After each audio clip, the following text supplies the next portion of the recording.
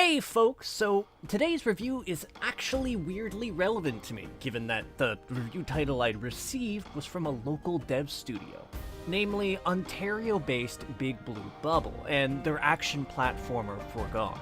And I'll admit too that I've known about this game for a while, but that was in large part due to the sheer amount of contention I'd heard over its frequent comparisons to Dead Cells.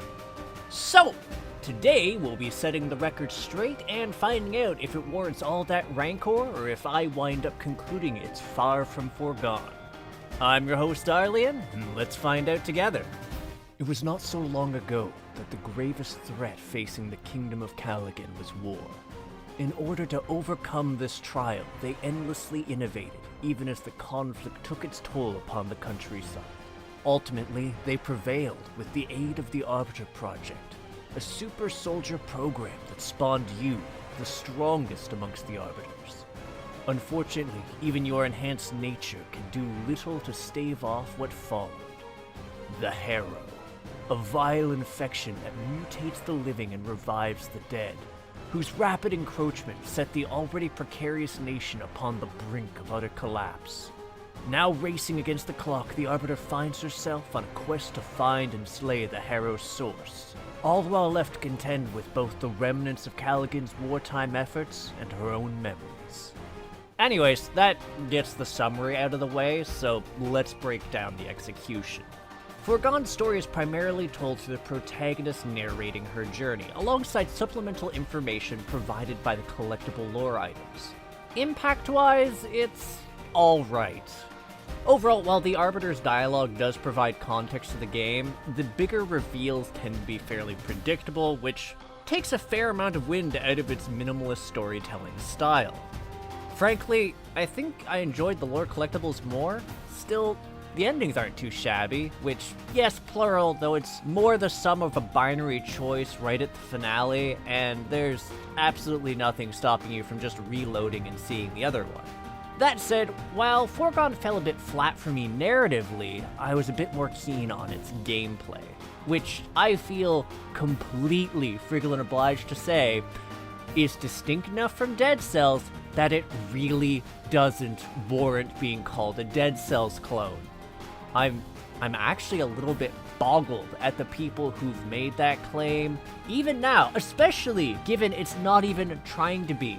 Like, yes, sure, they are both side-scrolling action platformers which definitely lean hard into combat, but it should take a matter of minutes at best for key differences to emerge even for the most casual of players. Such as the combat. There's a lot less flexibility in Foregone, given the Arbiter only has 6 melee weapons and 5 types of guns to grab. I mean, I'm not hating. The dual daggers are rad and gunchucks are a thing, but there's far less to master and experiment with. The way you can mix and match them is also more limited, given you're obliged to take a ranged and melee item. I mean, it makes sense, given you generally only get ammo from hitting enemies with melee, but yeah. That's not to say there isn't depth here, though. Each of the weapon types have their own distinct attributes and combos, and some may feel more comfortable than others. What's more, they all possess passive abilities relative to their type, like gunchucks staggering during combos, spears replenishing extra bullets on hit, or my boys the dual daggers, which stack status effects easier, and whose combos also generate bullets so fast they completely invalidate the existence of spears.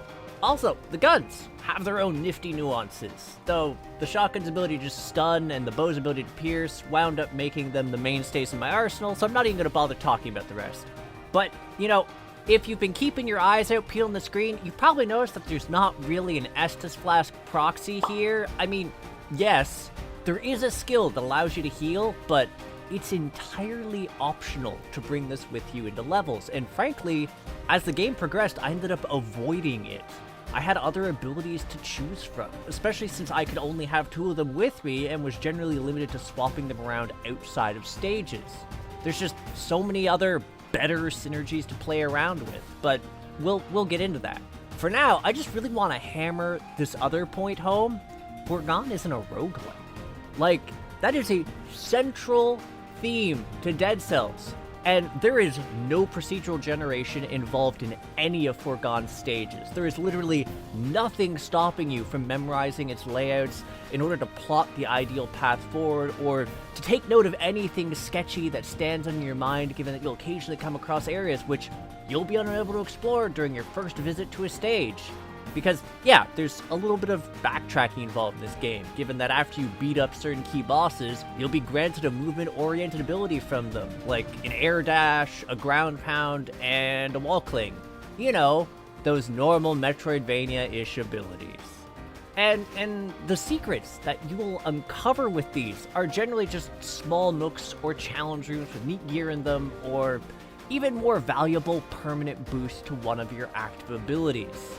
And I entirely admit to obsessing over these, since the game actually lets you track how many of the secrets you found in each stage. Again, not really a roguelite. That said, I think the main reason I wound up making note of these layouts is because dying doesn't send you wailing back to the beginning of the game. Instead, you're dropped off at the latest checkpoint with all of your foes respawned, minus bosses. And all your experience emptied out. Stop me if you've heard this before, because yeah, it borrows that from Souls-likes. But not only do you need to shuffle back to where you died to retrieve your experience, you also find that all of your lunch money's been stolen, and you'll lose all of your unspent resources if you die before retrieving it. I mean, you could retrieve half of it for free at your latest checkpoint, but greed compels me to just go forward and try. And sometimes die. That said, what you don't have to worry about is your inventory, since not only does it stay intact between deaths, there is absolutely no shortage of gear to scoop up. Whether it's the stuff generic enemies drop, the stuff found in secret rooms, or the fucking loot pinatas that explode out of the tougher elite enemies, you'll be tripping over gear and their variants. And I specify variants because yes, whilst there's certainly basic gear types that we've already gone over, we also have the time-honored trope of multiple tiers of gear rarity. 5 in total here, capping at mythical red, and randomized affixes which influence the overall efficacy of your build. I honestly can't fathom how much my time was spent on trying to optimize said gear, partly just because of how much complexity wound up being introduced in the system. And that's because higher rarity gear provides players with a ton of affixes to play with, including some fairly situational ones. So not only do you have basic options, like extra health or damage, there's also some more build-specific ones, like inflicting the sticky bomb status effect on things hit, in tandem with affixes that then influence sticky bombs, or gaining certain modifiers like damage resistance or crit while another skill is active. Honestly, this is where the armor and accessories really come into play, since they mostly just serve as a vehicle for stacking more of these modifiers onto your character. And this rabbit hole only deepens when you then take into account that you're not just limited to blowing all your gold on upgrading your gear. No, you can also blow your hard-earned, experience to re-roll the affixes on your weapon, allowing you to finally tailor the options on them in order to maximize your destructive potential. Which helps when you find something that is a much higher level weapon with absolutely crappy affixes. Admittedly, this does take a bit of doing, given that you'll need to unlock the bonus stages, which are essentially a series of short-timed missions that focus on combat, obstacle courses, or the combination of the two. I mean, there's also bonus boss fights, but you need to clear all the preceding missions, and that means you've already gotten access to the affix forge a few times. But, okay. It's worthwhile, because not only does it give you a one-time surge of resources, it provides you access to the aforementioned Affix Smith, which I regret making use of his services as early as I did in the game, because he essentially uses your experience as currency, and his prices don't reset for the individual bonus mission, so it winds up becoming a considerable resource sink and not really worth it until near the end of the game when your gear is dropping at its... yeah. And his services only really shine once you gain access to the final tier of gear, since it has the best base power and the most entertaining assortment of affixes to play with. including the mythic affixes. These are actually pretty darn rare, appearing as an extra unchangeable affix on the final tier of gear, but they're potent enough that I found myself willing to invest the time resource into re-rolling every affix on a piece of gear in order to make use of them. They can make or break builds. Which, yeah, you know, I've mentioned the word build a lot, and that's because they exist. They are there. It's the other use for experience, since you do have a skill tree to tinker with in your home base. While its starting effects are pretty darn negligible, you'll begin to see some very potent synergies begin to crop up once you gain access to the mutually exclusive skill branches, which are then compounded by the skill trees associated with each of the active abilities you'll find, and their exclusive skill branches. Because yes, that's a thing, and they don't even need to be equipped to influence you, so it gets really fucking wild by the end of it. Like, making a complete joke of any boss encounter levels of excessive. Oh, and, you know, don't worry, if you decide to hate a certain setup, there's literally nothing stopping you from resetting your skill tree except its cost in gold. That and rearranging all your gear, which is the real cost, honestly. That said, the game's NG Plus does provide a decent excuse for doing so, given it provides you some majorly upscaled opposition to encounter, with some suitably boosted gear to toy around with, and given that bosses respawn in New Game Plus, farming good gear isn't actually that bad. And also, the Affix Smith cost resets, so yeah, way better to tinker around in. Still, with all that said, I'd say it's about time to move on to the aesthetics, and this is about the section where I do feel obliged to feasibly throw a bone to the potentially vocal folks in the crowd who are just posed and waiting to go, "But Dead Cells!" Yes, there is something about the visuals that give off a similar sort of vibe. And goddamn am I tired already just for saying this. But yes, I'll give it to you. At least for the enemy design, I can see it. But it's more reminiscent than anything, since my brain never really wound up confusing them. Frankly, I just really like the biomes you encounter. That said, I do have some nitpicks. Foremost, really, is the game's UI in the menu it's annoying.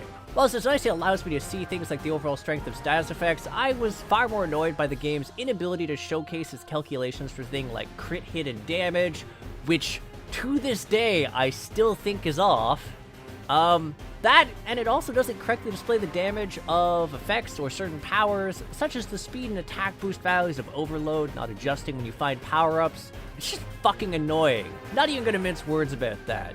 And as for the audio, well, I don't particularly mind the voice lines as you progress. Frankly, some of the voice acting is pretty fun, though other bits elicited a bit of shrug on my part. These skeletons are children. Looks like one was crushed. And the final boss's dialogue is just... It threw me, admittedly, when I first encountered it due to the accompanying visuals. You will get there, you'll see, and whilst it will somewhat make sense, it's still going to be hilarious, even afterwards. I did like this game's music, though. Anyways, I'm slowly running out of words to say, which makes this a good time to introduce the conclusion. And here goes. Foregone isn't a Dead Cells clone, and even beyond that, it's not actually a bad game. Honestly, the biggest critique I'd have for it was there's a certain lack of clarity with some of the elements of its UI and character building, making the process slower to acclimatize to than I'd like.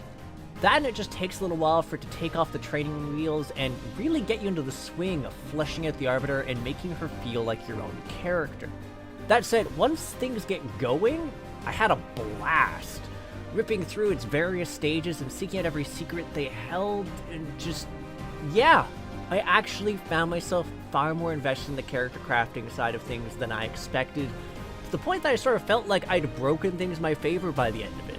By extension, I've been pretty open that I wasn't quite as keen about Foregone's plot. As far as narrative deliveries go, it's an alright experience, but it never grabbed me nor presented me with anything that I didn't see coming from several miles away. And yes, I just finished my aesthetic comments, you're not getting a rehash from me, though I will say I really wish that the outfit you got from the bad ending was accessible as an alternative look for protagonists. My word, that looked great. But yeah, what's my ultimate takeaway from this game? it's a hit. It's a genuinely worthwhile experience once it warms up, and I would recommend it to fans of platforms, especially those who aren't adverse to a bit of adversity. I do wish the exploration component had been fleshed out a bit more, since I am fond of a good Metroidvania, but I was pretty happy with what was there, especially since New Game Plus let me keep all my moving abilities, which provided a very different experience when moving forward. Anywho, thanks for tuning in. If you agree, disagree, or just have something to say to me, feel free to comment. And if you have an interest in supporting my efforts to create new indie reviews, interviews, and gaming content, hit the subscribe button and the bell so you know when there's new release. There's also a Discord, links in the description. You can become part of our community, the Crit Hit Cauldron. And there's also a Twitch over at www.twitch.tv/Arlyeon. You can actually see me stream these games live and occasionally get my teeth kicked in. That said, I'll catch you on the next episode of Crit Hit. Take care till then, folks.